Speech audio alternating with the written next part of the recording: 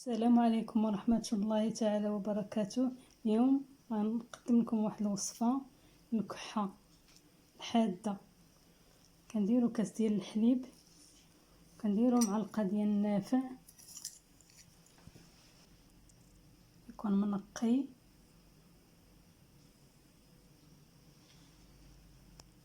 كاس في الصباح وكاس في الليل وكاس في الغدا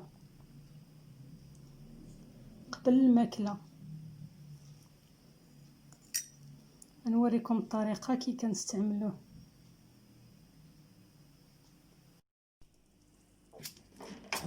نشعل البوطه،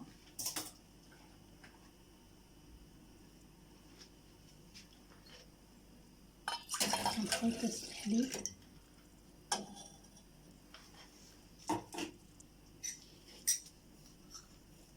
نخويو معلقه ديال النافع كبير صغيره، نخليوه تيغلى.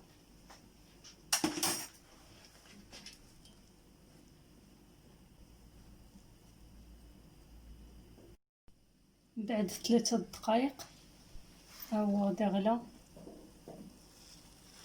ها هو غلا، كنطفيوه على البوطاغاز.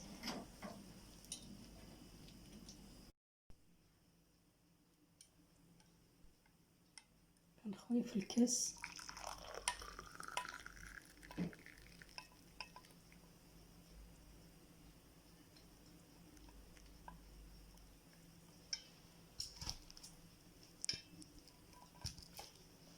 ها هو. اللي بغى يضيف ليه السكر يضيف ليه، اللي بغى يضيف ليه معلقه ديال العسل يضيف ليه. هو بالصحه والراحه.